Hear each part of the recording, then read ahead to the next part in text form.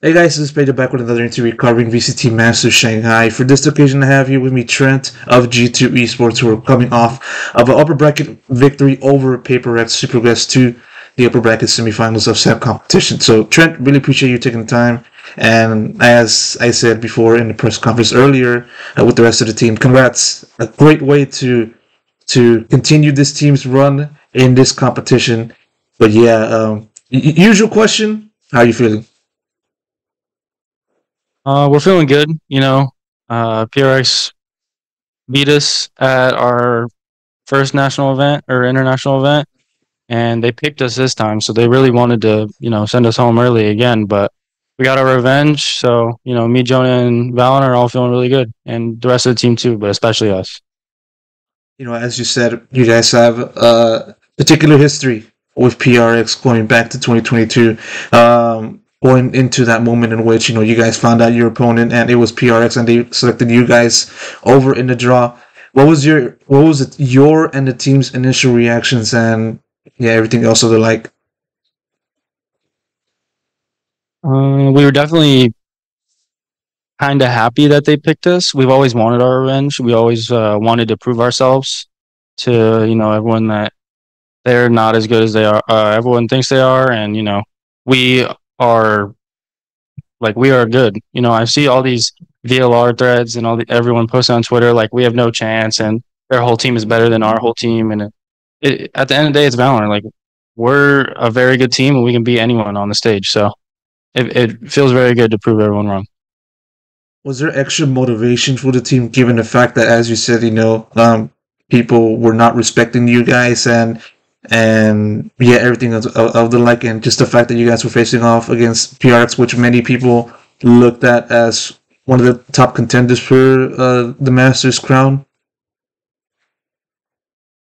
I wouldn't say extra motivation, but I would say like as a team, we're all super motivated to win. This is our first event as a five, and we want to show ourselves that we want to just show the best that we can. We want to show our best to everyone, and especially to ourselves. So I wouldn't say like extra motivation, but there was definitely like some fire on like in our heads.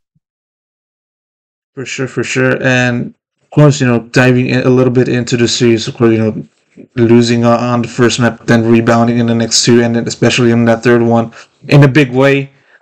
Finishing the first half with a 10-2 score, surprising everybody, but I feel not surprising you guys in particular. Just walk me through how the series transpired in yours, and from your eyes also, what was the biggest difference that just helped this team just dominate at the very late stretch of this series? I would say split definitely didn't go our way. It was our map pick. We felt like we had really good prep for it, but the execution just wasn't there. We were everybody was having like little mistakes that would just not cost the round, but make the round super hard to win. And so, like with that happening, it just kind of spirals out of control. They get ults, they get momentum, they get confidence, etc. And once we turned it back to attack, we started getting the momentum. We started getting some confidence back. We knew they bleed, right?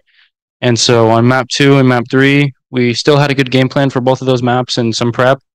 So we were still confident going into it. And I think if they would have like closed the map out 13-1 or 13-2, it would have been way harder for us. But we definitely had the momentum coming from the 5 or 6 rounds that we won on attack on split.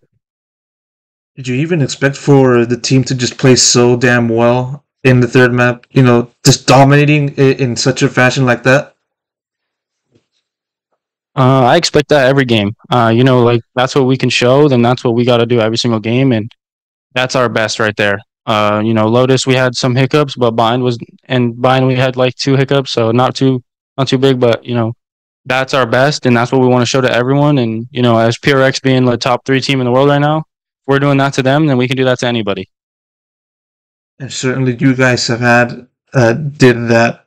And yeah, looking at this team, as someone that's been covering you guys so far this year, going back to VCT Americas, I would say it's a massive improvement it's a massive difference from how I've seen you guys perform earlier on in the year. Going from not even making playoffs in kickoff to barely scratching the surface when it came to qualifying for playoffs in stage one, and now reaching to this point top six in the world as of now.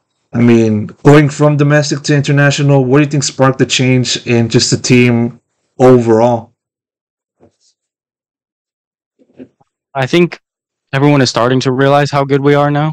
I think there was doubts at the beginning when we weren't playing as good, and when we're losing dumb rounds and we're making stupid mistakes. But now that everyone's confident and everyone is like trusting each other to know that everyone's going to make the right play, I think it's definitely helped us. And I definitely think like with time, especially with Icy and me, and just new players to the tier one scene, like it's going to take some time at the beginning, right? And so we're definitely learning every single day and learning every scrim, every match, and definitely indulging all that experience. And we're getting better every single day. You guys have definitely been doing that. Now going over into just the future and just next opponent. I know you guys already mentioned about preferences back then in the press conference, but for you in particular, do you got any preference that you want to have in terms of opponent, or is it just doesn't matter really matter to you? I would say it doesn't matter too much, but I would like to play EDG. I think we have a very good matchup against them, so it would be favorable for us. And home crowd would be insane. So just the energy that the crowd would bring would definitely hype our team up, even if it's not towards us. So it's definitely still a buff. So I would definitely like to play EDG over Heretics, but I'm still confident against both of them. Do you feel G2's now gaining that sort of respect that you feel you guys always should have deserved, earlier on in the tournament? Do you guys now feel like that respect is finally coming to you guys? Do you feel you finally are receiving the flowers that you feel you deserve? Yeah, I think we should, and if we aren't, we definitely should be. Beating PRX, everyone thinks PRX is a top three team. They've got second and third in so many events and since the beginning of the game. So if they're not a strong opponent to beat and to show to everyone, then I don't know who is. For sure. Valyn mentioned a little bit earlier on in the press conference, or maybe even before the start of the press conference, about how he felt he was in flow state and how that kind of helped the team and also himself just perform well and play as a unit, play collectively, and just play well in terms of timings and all of that jazz. How does that kind of flow in to the rest of the team and also for yourself, and just finding that perfect state in which nothing goes wrong for you guys and everything goes right, and just you guys are just playing in a way that that is the desired level for you guys? Yeah, I mean, I think Paper X paused their second pause on attack bind. Um, Y'all started talking about a call, and Jake was literally like, "I'm in flow state. Like, just let me keep going." And Josh was like, "All right, bet." So Josh just like helped up on the micro things and like some other things that they were doing that we should be aware of, and like the ult cycle, etc. But Jake Valen, he was just like you said, he was just in flow state, and when he's in flow state, everyone trusts him so much, especially when he's like vocal about it. When he's like, "Yo, just trust me, I'm in flow state." Everyone's just like, "All right, bet." Like everyone just listens to him. I personally think he's the best caller in the game right now, so I have immense trust for him. So, and it just makes our lives easier when he feels like that. So, we're definitely trying to help him get to there every single game, and then it just makes every game easy when he's like that. It's also interesting just looking at how you're performing with this team, and you compare that to how you guys performed as in the guard back in Reykjavik 2022. When you look at how you've been performing now, winning, I believe, three matches now in a row in on the international stage after not even winning a single match back in Iceland. What do you think? How do you kind of look back on just that time and how that helped you be the person that you are now? I think the experience definitely helped. Grinding through the whole gruesome stage one in 2022, and then going all the way through Ascension, and now I'm like, okay, I'm supposed to be here. So just getting all the experience before has definitely helped. So now we kind of like know what to expect. We know how to play these games. We know how to prepare ourselves for these games.